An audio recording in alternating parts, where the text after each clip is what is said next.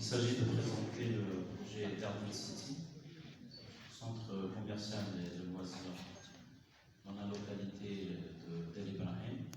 Donc, le projet a été initié en fin 2015, début 2016. Il a été ouvert au public exactement le 27 avril 2021. J'ai fait sortir cette carte pour certains qui connaissent un peu ce qui s'est fait sur le développement d'Alger. Donc il s'agit de la fameuse carte qui a été présentée au niveau du plan stratégique d'Alger. Il s'agit du macro-maillage, le fameux macro-maillage, où, comme vous le remarquez, il y a tout le long des intersections qui sont en parallèle et perpendiculaires, se créent des nœuds. Donc les fameux nœuds étaient dans un but bien précis, était de créer de nouvelles centralités. Je tire à titre d'exemple la zone d'activité de Babzoua, où il y a les bureaux et tout, les sièges de nombreuses entreprises. Garden City se trouve à l'extrême ouest du macro-maillage, et l'intersection, cette intersection a été inscrite au plan. Une image satellite un peu plus rapprochée qui montre tous les différents projets à l'échelle d'Alger. Donc là, on est sur un zoom un peu plus rapproché, une image satellite un peu plus rapprochée de la zone. Donc il faut savoir que cette zone a connu un développement quasi les 15 dernières années. Elle se trouve à la fois en périphérie de 3 communes, Ouled Fayed, Tel Ibrahim et Chiraga. Initialement, était une zone d'activité avec quelques activités industrielles. Ensuite, au fur et à mesure du développement des 3 villes, il y a eu un premier amorçage avec l'apparition du tissu, disons, tertiaire. Et puis, au fur et à mesure, avec l'initiation de la dynamique qui s'est créée autour, il y a maintenant énormément de résidentiels tout autour du projet. Donc il se situe à la confluence du parc Dounia, et on est dans une situation unique, car cette zone, pendant longtemps, est une zone, comme dans nombreuses zones d'Alger, où il n'y avait pas un POS, donc un plan d'occupation au sol. Donc il fallait, à la fois pour le projet hôtel, à la fois pour le projet détour, et ensuite, en troisième phase, la partie centre commercial, on était passé par le fameux commission d'architecture au niveau de la wilaya d'Alger, où il fallait présenter le projet en termes d'architecture et bien évidemment toute la partie économique, où il fallait présenter le nombre d'emplois créés et toute la dynamique qui devait susciter.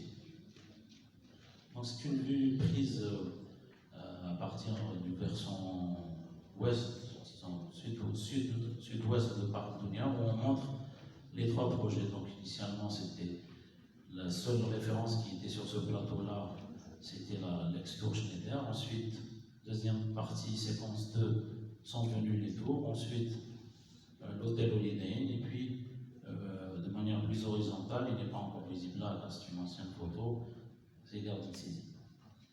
Donc ça, c'est toutes les constructions qui sont autour. Donc sur cette façade, disons, urbaine, là, on retrouve les fameuses séquences. Donc la première tour Schneider qui était comme un plot posé sur le promontoire. Ensuite, il y a eu la séquence, ce qu'on appelait nous séquence 1, qui sont les 2 tours. Ensuite, la tour Holiday Inn qui est venue compléter, et sur l'extrême, cette partie gauche, il y a le Garden City. Donc, centres commerciaux, cette planche, je voulais partager avec vous cette planche. Donc, son titre, c'est centres commerciaux et modèles classiques. Il faut savoir que les centres commerciaux et les malls en particulier de cette typologie, on parle de cette typologie de mall, c'est un concept qui existe depuis plus de presque 60 ans. C'est un concept qui est venu des États-Unis, et avec le temps, il a évolué. Là, ce qu'on montre sur cette planche, c'est, disons, les malls, ce qu'on appelait les malls classiques. Vous connaissez certainement, là, on a pris une photo de 4 bancs à Paris qui est très connue. Et sur la gauche, un autre centre commercial qui est en Espagne, qui est aussi très connu. Là, je vous ai montré un plan type, on va dire. C'était plutôt un enchevêtrement, un alignement de vitrines sans fin, des corridors, des axes, disons, importants, des axes un peu moins importants. Parfois, c'était autour d'une centralité. Et donc, on a insisté depuis, on va dire, les 20 dernières années, un peu partout dans le monde, on assiste à l'avènement de nouveaux centres commerciaux. Certains les appellent villages de marque, d'autres centres commerciaux fragmentés, d'autres lifestyle malls. On peut les appeler comme on veut, mais ce qu'on retient de cette typologie, ce qu'on peut l'appeler une typologie à part, c'est que souvent c'est des projets qui sont fragmentés, qui se développent de manière souvent assez linéaire, parfois dans certains cas autour d'une centralité, et dans des projets, dans des villes où ils sont le complément de tissus urbains. Ils peuvent être des anciens tissus et qui, dans certains cas, ce genre de projets sont là pour accorder ou faire la liaison entre des anciens tissus urbains et des nouvelles centralités. Donc là, 3 exemples assez sympas. C'est Polygone Riviera qui se trouve à Nice. Il se développe, vous voyez ça, j'ai mis son plan autour d'un ruisseau d'eau. Ici, vous avez un autre projet à Barcelone, Finisrael, et ici, vous avez De Villers. C'est un projet de village de marque qui se trouve dans la banlieue de Lyon. Vous remarquez que dans les 3 photos, je pense qu'ils sont assez visibles, dans les 3 photos, il y a une forte, disons que l'accent est mis sur tout ce qui est aménagement extérieur, et c'est plutôt le parcours piéton qui est mis en avant. Contrairement au pôle classique où là on assiste plutôt à la fonctionnalité, c'est-à-dire que le parcours recherché, on est dans un système de couloirs sans fin. Entrons dans le détail donc, un peu dans le projet, donc, pour faire de manière très simple, le projet c'est ciselé de manière formalement à travers 2 servitudes importantes. Donc il y a une première servitude qui est un peu diagonalement du projet, et l'autre, c'est des servitudes qui ont en fait ciselé, formé le projet. C'est 2 canalisations gaz haute pression qui ont fait que le projet s'est développé de manière linéaire. On assistera donc à un développement linéaire du projet avec aux 2 extrémités, au nord et au sud, 2 blocs qui vont former ainsi des placettes et 2 éléments distincts du projet. Référence, vous connaissez tous, Casbah Bouillon. L'idée est de marquer, contextualiser le projet. De manière générale, les projets de centres commerciaux n'ont pas une identité assez claire. Pourquoi? Parce que les exploitants ont tel pouvoir, c'est-à-dire les exploitants, je parle des marques, des gens qui vont prendre les surfaces commerciales, ont un tel pouvoir que souvent on se retrouve des projets assez similaires en termes de traitement de façade, en termes d'identité visuelle, en termes même de choix des mobiliers, en termes de revêtement, choix des revêtements sol, etc. Donc, l'idée est qu'on montre que c'est un projet en Algérie, et en particulier à Alger. Ici, quelques croquis qui montrent un peu les intentions architecturales. Ça, c'est on va dire un bout de plan de la rue, et comme j'ai expliqué auparavant, l'idée, vous voyez ici, il y a 2 traits en discontinu, c'était ce que voulaient en fait les exploitants. Tirer au maximum, avoir une linéarité, et c'était carrément, on va dire, l'antithèse de ce qu'on voulait faire, c'est-à-dire que travailler des dents creuses avec un système de plan arrodant. Ce système-là, comme vous voyez, permet de créer des placettes, des places, et puis des zones ombragées. On va voir plus tard aussi que, voilà, ici sur le plan, avec le trait rouge, ça explique très bien ce qu'on voulait créer, c'est-à-dire cet effet de redond qui a à la fois donné des redondances, à la fois sur le plan planimétrique et aussi sur le plan volumétrique. Bien sûr, tout le long de ce parcours, il y a des éléments végétaux plutôt, qui animent le parcours. mobilier urbain. Sachez que chaque bassin, dans le projet, il y a 3 éléments forts. Il y a une première placette au bloc nord, une deuxième quasi centrale et une troisième au bloc sud. Sachez que chaque bassin a pris la forme, disons, de la dent creuse créée, et du coup, ça facilitera le parcours du visiteur pour se reconnaître et se localiser. Moi, particulièrement, quand je ne citerai pas les centres commerciaux qui sont ici en Algérie ou ailleurs, souvent, sauf les gens qui sont extrêmement habitués aux magasins et qui vont 20 fois par mois, se retrouvent très facilement. Et quelqu'un qui va une fois tous les mois ou tous les 25 jours, a une certaine difficulté de se retrouver parce qu'on remarque qu'il n'y a pas d'identité ou de point de repère assez visible. Alors cette coupe façade est assez représentative et assez explicite. Là, ce qu'elle montre, le rapport à l'échelle humaine. Et sachez qu'on est dans une moyenne à peu près de 90% du projet. On est à une moyenne maximum de 16 mètres de hauteur au niveau des volumes, et une moyenne au niveau de la largeur de la rue qui ne dépasse pas les 12-18 mètres. Donc on est dans une taille assez raisonnable. On évite le gigantisme et on évite l'effet de certains centres commerciaux, villages de marque. On est plutôt sur des petites constructions comme ça qui font un peu le village des Schtroumpfs.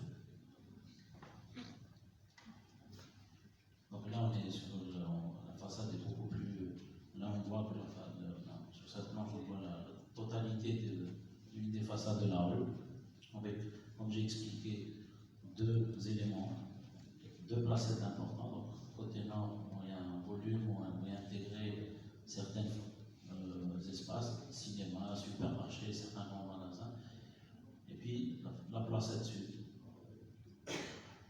Ça, c'est la deuxième façade intérieure. Fragment de rue. Donc là, c'est un zoom sur un fragment ou un bout de rue de la rue intérieure, la façade intérieure. Donc, au-delà du jeu volumétrique que chaque architecte, dans son langage, va exprimer, etc., il y a aussi cette volonté qui a été, je pense, une priorité, c'était d'identifier les entités. Quand je dis identité, donc ici, 80% des cas, c'est les commerces. Donc chaque commerce a sa propre identité. Tout le long de la rue, sur à peu près 270-280 mètres linéaires de parcours, vous allez trouver des identités différentes. C'est-à-dire que chaque magasin va avoir sa propre identité, sa propre porte, sa propre ambiance. Les gens, dans leur subconscient, vont intégrer ça. Ils savent que magasin X est à côté de la fontaine qui a cette forme. Ils vont savoir que le magasin B a son entrée qui est en double hauteur, etc. Donc l'idée est que tout le long de la façade, vous allez retrouver différentes écritures dans la cohésion globale. Ça, c'est l'image qui a été réalisée 2015, une image 3D 2015, et puis juste après, j'enchaîne avec même si l'angle de vue n'est pas similaire, mais il montre le rapprochement entre la 3D et la réelle. Ça a été un soulagement pour nous parce que, on ne s'est pas loupé, donc on a réussi ce qui a été dessiné initialement, parce que souvent dans le process de développement des projets de cette taille-là, il y a beaucoup d'interférences et des aléas qui font qu'on est obligé de faire des changements qui changent la nature du projet. Et puis, dès que les premiers volumes ont émergé dans le chantier, on a eu ce ressenti d'être dans la bonne taille, l'échelle humaine que j'ai expliqué tout à l'heure. Là, j'enchaîne avec des photos que je ne vais pas commenter, mais que vous allez visualiser tout à l'heure dans la vidéo. C'est ce que j'expliquais, c'est-à-dire que je prends cet exemple, vous voyez ça, ce magasin-là est montré, disons, beaucoup plus cadré avec un système de porche, et là vous avez un deuxième accès qui est en double hauteur et qui donne, disons, une identité différente au précédent.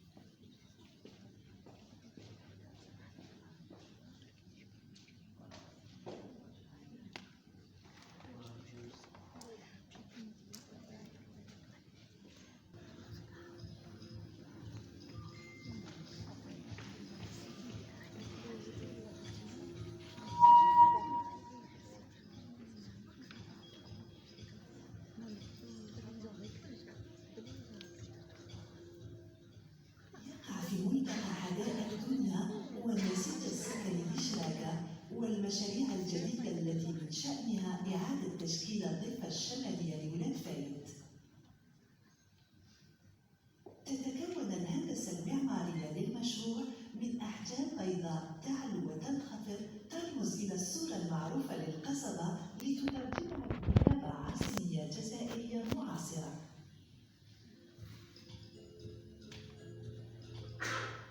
هذا المشروع بعد وطموح حضري واجتماعي حقيقي.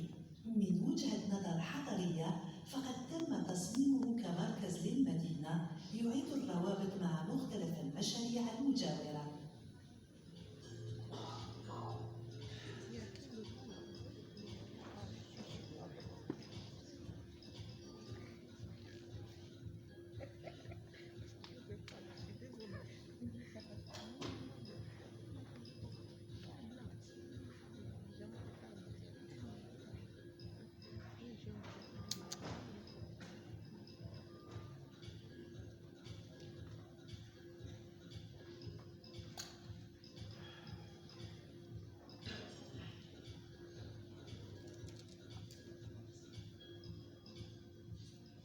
من وجهة نظر اجتماعية يهدف البرنامج المتنوع المختار لهذا المركز إلى منح سكان البلديات المجاورة وكذا زوار المركز أماكن عامة ذات جودة حقيقية بنيت على عدة